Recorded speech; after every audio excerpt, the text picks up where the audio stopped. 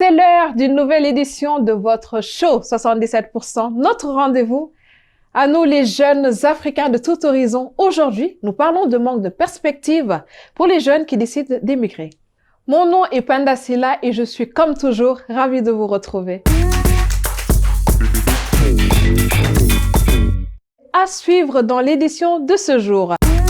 Partir ou rester, la réponse sans équivoque de Paul Niadou, jeune ivoirien et ex-migrant en Libye.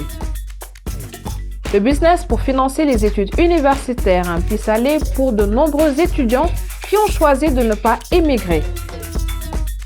Et nous rendons visite à Dalaldiam à Dakar, centre d'accueil pour les jeunes en quête d'assistance pour une réinsertion dans la vie active. D'abord, cette histoire, celle d'un étudiant nigérien. Son rêve, devenir un jour médecin et soigner les personnes. Sa destination, l'Ukraine, sans savoir ce qui allait arriver quelques années plus tard. Car lorsque la Russie a envahi ce pays d'Europe de l'Est en février 2022, Olawale Abdul Majid faisait partie des nombreux étudiants africains qui ont été contraints de fuir. Arrivé aux Pays-Bas avec le bruit des bombes qui résonnent encore dans ses oreilles, il essaie de prendre un nouveau départ. Regardez. Depuis que la Russie a envahi l'Ukraine en février, des millions de personnes ont fui le pays. Parmi eux, le Nigérian Olawale Abdul-Majid, il se souvient de sa peur. Je pensais que la guerre allait se résumer à des fantassins et des tanks. Je ne savais pas que quelque chose allait venir d'en haut. C'est la chose qui m'avait vraiment fait peur, vraiment effrayé. Olawale a donc pris une décision simple à ce moment-là, celle de fuir. Nous avons convergé vers le centre-ville de Dnipro. Il était 9 h du matin. Puis nous sommes montés dans un bus. Le bus était censé nous amener à Uzegord, puis à Chevnytsky. Et ensuite, on devait s'échapper du pays. 4 d'entre nous ont continué de Chevnytsky à Uzegord, d'Uzegord à Zaoni. Zaoni est la frontière avec l'Ukraine et la Hongrie. Après Zaoni, on est allé en Hongrie. Et j'ai des amis en Allemagne, d'autres aux Pays-Bas, qui m'ont dit que les pays étaient frontaliers. Pour moi, l'Allemagne n'avait jamais été une option, mais les Pays-Bas, si. Olawale était jusqu'alors un des 20 000 étudiants africains en Ukraine. J'ai vu l'Ukraine comme un tremplin. Ok, finis tes études, maintenant tu as ton diplôme ukrainien. Tu peux choisir de repartir dans ton pays, aller aux États-Unis ou au Canada, n'importe où. L'Ukraine devait vraiment être un tremplin pour devenir celui que tu veux être. Olawale vit aujourd'hui dans un foyer pour réfugiés à Dordrecht, aux Pays-Bas. Pourquoi je voudrais retourner au Nigeria? Je n'ai aucune raison d'y retourner. Il n'y a aucune raison. Il n'y a rien pour moi là-bas. S'il y avait quelque chose, je ne serais même pas allé en Ukraine au départ. Et je ne suis pas le seul dans ce cas-là. C'est le cas de nombreux jeunes Nigérians moyens. Le pays ne se prête pas à ce que nous y retournions.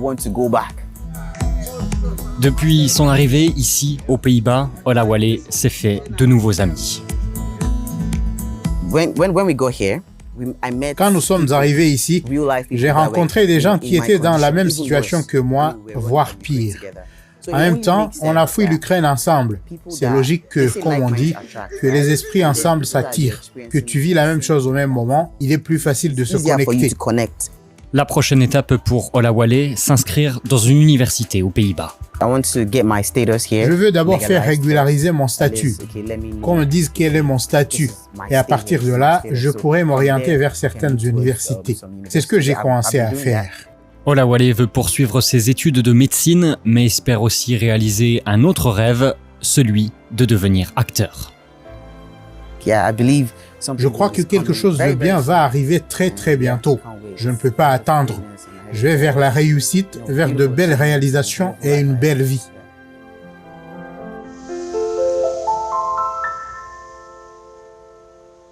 Eh oui, Olawale Abdul-Majid a le sourire, c'est déjà une bonne chose. On lui souhaite bonne chance. Vous l'avez entendu, il n'a pas l'intention de retourner dans son pays maintenant. Les raisons qui poussent les jeunes, les étudiants ou non à vouloir partir sont multiples. Parmi ces raisons, l'absence de perspective et la précarité économique. Pourtant, certains sont prêts à y faire face. Au Niger, par exemple, face à la situation de plus en plus précaire des parents et la morosité économique, ils sont nombreux, ces étudiants des universités nigériennes, filles comme garçons, à se lancer dans le business. C'est le cas de cette étudiante que nous rejoignons à Niamey. Jamila Mohamed Hamidou est étudiante à la faculté de droit à l'université Abdelmoumouni Diofo de Niamey, la capitale du Niger. Elle est ici en plein travaux de préparation d'un exposé avec ses camarades. Derrière son air d'étudiante timide se cache une ambitieuse femme d'affaires. Déjà titulaire d'un Master 2 en gestion de ressources humaines, Jamila est à ce jour propriétaire de 2 salons de coiffure à Niamey, dont un sur les campus universitaires. Il est vrai que je suis étudiante, mais les métiers de coiffeuse aussi, ça fait partie de ma passion. On s'est demandé entre amis dans quoi investir, des trucs comme ça, et donc j'avais eu l'idée de faire la proposition. Pourquoi pas ouvrir un salon à l'université?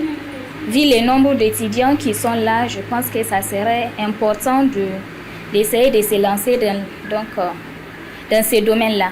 A priori, il n'est pas du tout facile de gérer en même temps les études et le business. Mais pour Jamila, tout est question d'organisation. J'étais obligée d'engager des agents.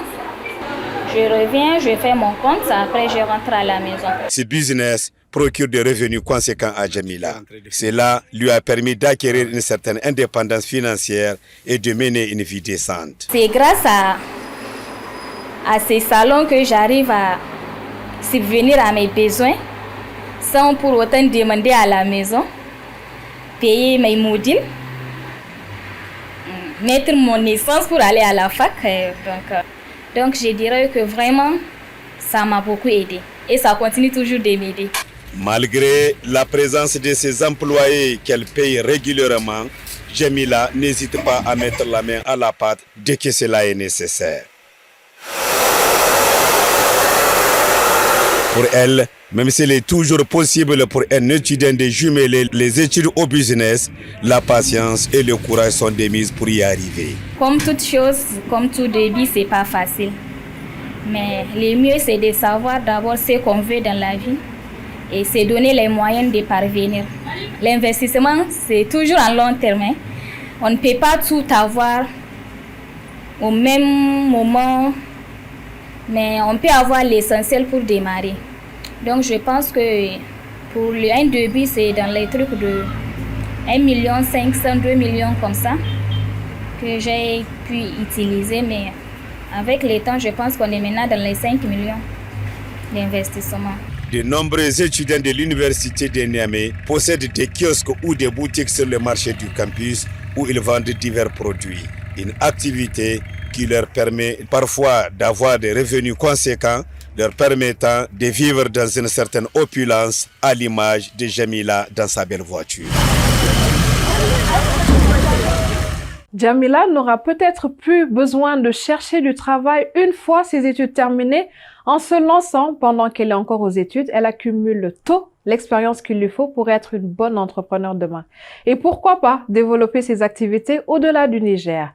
Voyager et faire d'autres expériences à l'étranger, c'est important. Cela nous permet d'enrichir nos expériences et élargir nos compétences et ressources. Ceci nous permet de lever un équivoque. Il n'est pas vrai que tous les migrants africains cherchent désespérément à quitter le continent. La plupart des migrants et des réfugiés en Afrique se sont déplacés vers les pays voisins, comme nous l'explique cette courte vidéo. Contrairement aux idées reçues, la migration mondiale a été très stable au cours des 60 dernières années. La crainte d'énormes vagues de migrants s'est emparée des gens dans diverses parties du monde. Les réseaux sociaux affirment que la migration monte en flèche, mais ce n'est pas vrai.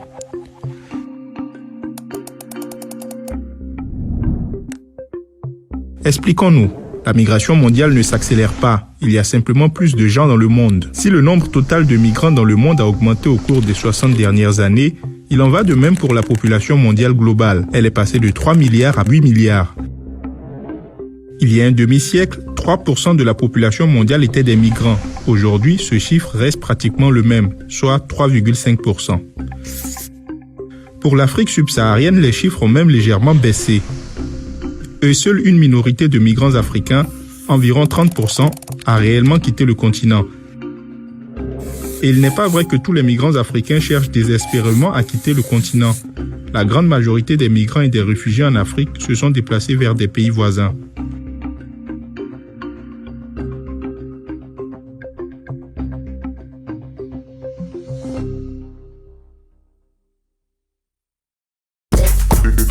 Voilà qui est clair. Soyons tout de même prudents avec ces chiffres qui évoluent très rapidement d'année en année. Et quelle que soit la destination choisie et le moment de la migration, le plus important est de le faire en sécurité.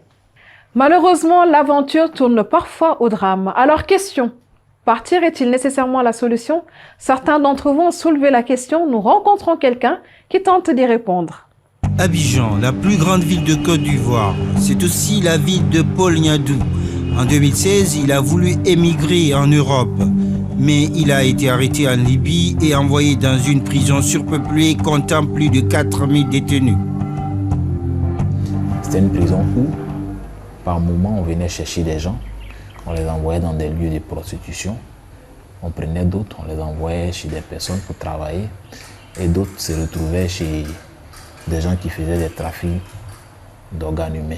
Quand ils voient que vous avez des parents qui sont un peu bien placés, ils essaient de les soutirer de l'argent. Paul a réussi à sortir de la prison. Il a été retrouvé par des travailleurs de l'Organisation internationale pour les migrations et renvoyé dans son pays, la Côte d'Ivoire. Moi, je suis parti aujourd'hui, je suis venu vivant, mais il y a des gens qui sont venus avec un pied, il y a des gens qui sont venus avec des mains, il y a des gens qui n'ont même pas pratiquement des mines qui ont explosé au visage, il y a beaucoup de choses. Paul aurait aimé avoir plus d'informations sur les dures réalités de la migration avant son départ. Il a donc décidé de fonder une association pour aider les migrants de retour et avertir ceux qui prévoient de partir. Dans les réunions de quartier appelées Le Grain, Paul parle ouvertement de la face cachée de l'immigration clandestine. Tu n'as pas les moyens. Mais quand tu vas aller à l'ambassade et puis ils vont te dire voilà tel document, voilà tel document, voilà tel document, ces documents-là, ça ne peut pas valoir 200 000 francs. Pourtant déjà, pour ton départ même, par la route simplement, tu peux mettre plus de 400 à 500 000 francs avant d'arriver en Libye. Les jeunes hommes tiennent compte parfois de ces avertissements et ils abandonnent leur projet de départ. Eux-mêmes, ils vont faire ton inscription. Avec les informations qu'ils ont données, avec les expériences, ce qu'ils ont dit, moi je vois que la chance n'est pas permise à tout le monde. Donc, si je vais par malheur ou par bonheur, je ne sais pas ce qui peut m'arriver. Je fais, il n'y a rien à tout. Vous êtes là. Paul propose des options alternatives. Il fournit les coordonnées des organismes publics qui peuvent les aider à trouver un emploi. C'est aussi important de les tenir informés que l'État a mis certaines dispositions en place pour la jeunesse, pour l'emploi. Donc je préfère qu'ils postulent à ces offres-là que d'aller se donner à la mort. La sœur de Paul est totalement convaincue qu'il est possible de rester en Côte d'Ivoire et de réussir. Paul vit maintenant avec elle tout en cherchant un nouvel emploi. Mais cela n'a pas été facile. Les rapatriés souffrent souvent de discrimination. On dit que tu as tapé poteau. C'est comme quelqu'un qui est parti à l'aventure, qui n'a pas reçu. Quelqu'un qui a fait un échec à un examen. Donc quand c'est comme ça, on dit qu'ils sont partis, ils ont tapé poteau. Et pour éviter qu'on les traite de ces personnes qui ont tapé poteau, d'autres préfèrent se cacher. Mais quelle que soit la difficulté, Paul ne veut pas se cacher. Il espère trouver bientôt un emploi. Le jeune Ivoirien continuera à partager ses expériences. L'un des paradoxes dans nos pays est que pendant que la population productive se déplace à l'étranger, les envois de fonds vers les pays d'origine aident à maintenir à flot de nombreuses familles. Espérons en tout cas que Paul Niado a entre-temps réussi à se réinsérer dans la société et dans la vie active à Abidjan, car c'est encore là un autre défi. Au Sénégal, afin d'aider les jeunes migrants qui ont échoué à rejoindre l'Europe et qui reviennent sans rien, une maison d'accueil a ouvert ses portes à Dakar. Ce centre d'accueil se propose de répondre aux besoins de tous ceux qui ont dû rebrousser chemin et qui redoutent de rentrer dans leur pays. Dalal Jam, c'est le nom de cette structure d'accueil qui se veut aussi un centre d'information pour dissuader les candidats à l'immigration irrégulière. Les chambres sont équipées, il y a des lits, des salles de bain et tout ça, tout est équipé. La cuisine également est équipée. Et ils auront tout, l'Internet, et un intendant sera ici aussi pour les accompagner dans leur rendez-vous, les processus de rendez-vous et autres. Bienvenue à Dalal Jam, la maison d'accueil des migrants de retour au Sénégal a ouvert ses portes grâce à l'association Sama Chance, fondée à Dakar en 2019 par des bénévoles allemands et sénégalais.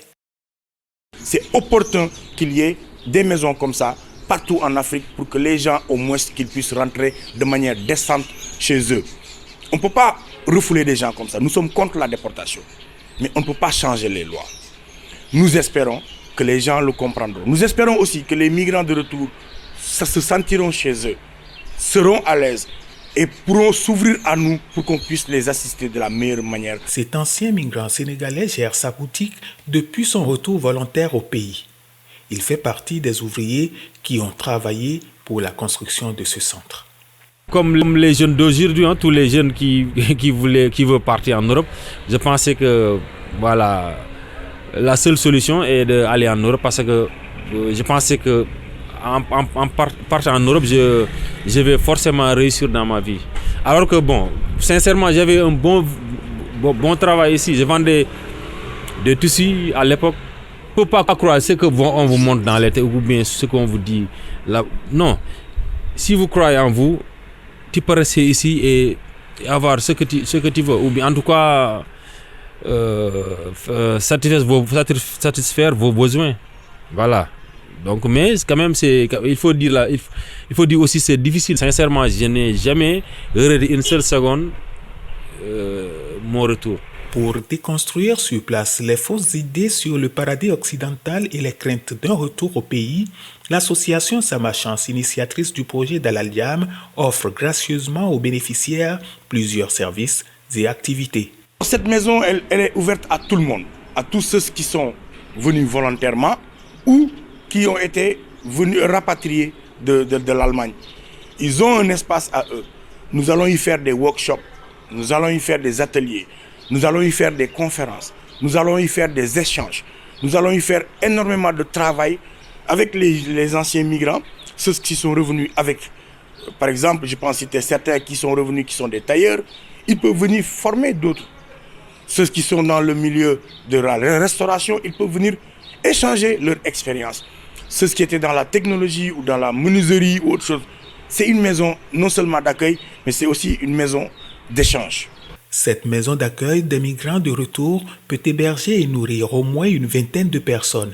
Selon les fondateurs de Sama Chance, Dalal Jam est un projet pilote qui pourrait bénéficier à d'autres pays africains dans la lutte contre l'immigration irrégulière vers l'Europe et vers d'autres pays développés. Jusqu'à présent, dans cette émission, nous avons parlé de jeunes Africains qui veulent quitter le continent. Nous voyons aussi qu'il y a des initiatives pour éviter des départs périlleux. Mais il y a aussi un nombre croissant de jeunes Africains ayant émigré et qui reviennent au bercail. Des Africains de la diaspora qui reviennent volontairement à la maison pour contribuer au développement du continent. Malonga, par exemple, veut faire quelque chose sur place en Afrique. Après avoir travaillé dans des différents restaurants étoilés en Allemagne, ce Congolais est retourné en Afrique. Il cuisine désormais des plats uniques, mélange de saveurs africaines et européennes. Top, c'est parti. 1, 2, 3, 1, 2, 3. Test, test, test.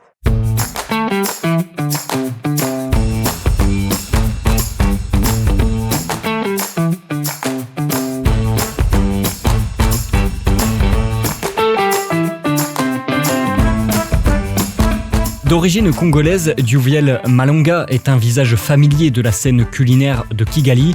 Après avoir travaillé dans 3 restaurants Michelin en Allemagne, il est revenu en Afrique pour lancer son projet. Ses créations culinaires sont un mélange entre ses racines africaines et son expérience européenne. Le résultat, une délicieuse fusion de saveurs pour Kigali et de quoi ravir les papilles de toutes et tous. I was born in Congo. I grew up in Germany and also I live in France. Je suis né au Congo, j'ai grandi en Allemagne et j'ai aussi vécu en France, ou plutôt entre la France et Kigali.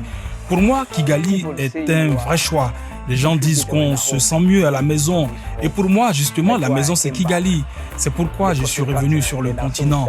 Et nous avons donc lancé un premier projet au Rwanda, Chef in Africa. C'est une plateforme que j'ai créée. L'ambition est de mettre en relation les chefs africains qui font partie de la diaspora. Ce que nous faisons, c'est que nous partageons des infos avec différents chefs dans différents pays. Et parfois, nous nous rencontrons pour parler de la cuisine africaine. Nous sommes présents dans 45 pays en Afrique, en Amérique et en Europe. I took 2 years, 2015 and 16, to travel J'ai around pris 2 Africa, ans en 2015 et 2016 pour voyager et en apprendre davantage sur la cuisine du continent.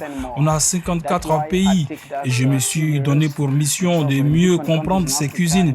J'ai étudié en Allemagne et là, j'ai pu passer plus de temps en Afrique et combiner ce que j'avais appris en Allemagne avec la technique et les ingrédients que nous utilisons ici en Afrique. C'est pourquoi nous parlons de cuisine afro-fusion. C'est un pont entre les différentes cuisines d'Afrique. That's why even our cuisine, we call it Afro-fusion cuisine. It's a bridge of different cuisine in Africa. Duviel appelle son plat phare Homeland, une création culinaire qui reflète son voyage personnel à travers l'Afrique et l'Europe. La composition de ce plat change souvent en fonction de l'endroit et du moment de sa préparation. Aujourd'hui, il utilise différentes variétés de mangues africaines, du poisson, de la crème d'avocat et un assortiment inhabituel et délicieux de garnitures et d'assaisonnements. Homeland is like 2 fruits you can have in most of people have home. Homeland, c'est comme 2 fruits. Là, ce sont des choses que la plupart des gens ont à la maison. Le manguier et l'avocat. Pour notre menu d'aujourd'hui, nous allons donc essayer de mélanger cette mangue et l'avocat. Et nous avons aussi du poisson, de la crème d'avocat, des fleurs comestibles et du cresson. Donc maintenant, nous mettons la mangue, le tartare de mangue et nous allons ajouter un peu de crème d'avocat, un peu de citron et de miel.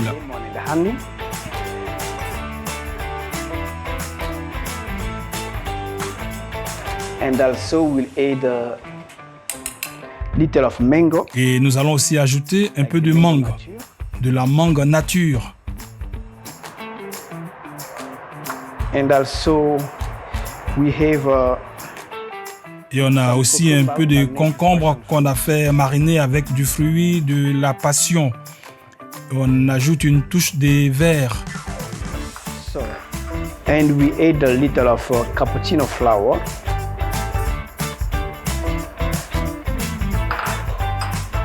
And now we have our fish. Et maintenant, on a notre poisson. Le poisson a été mariné 3 heures auparavant avec de l'ail, du gingembre, des oignons. Et sur le dessus, nous avons aussi un peu de crumble. Ce sont des cacahuètes avec quelques oignons secs. Some of crumbles is sweet spices, so it's peanut with some dry onions.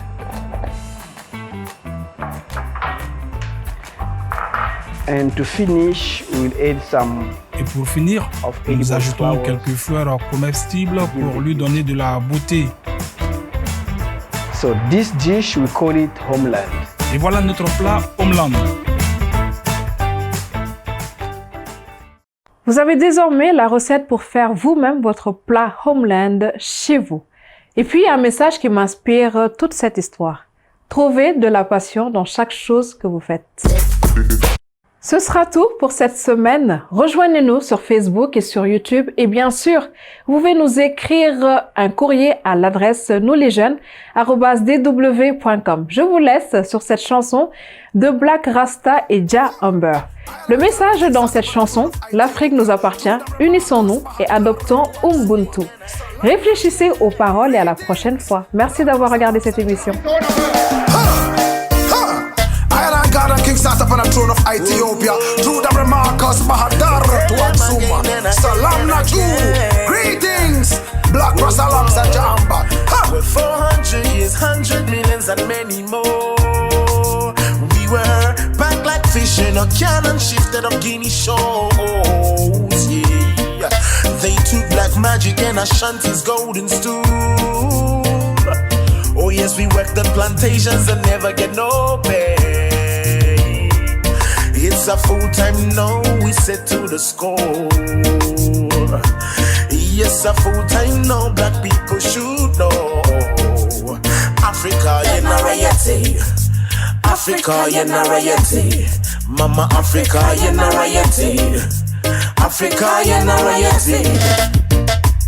You see, a nation without any mystery is like a tree without roots.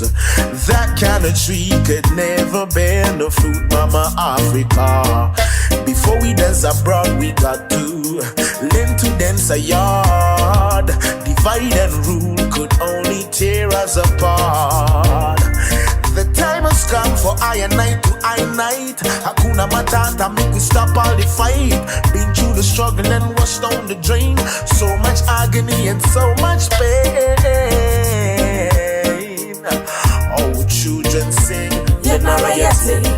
Mama Africa, you're not royalty.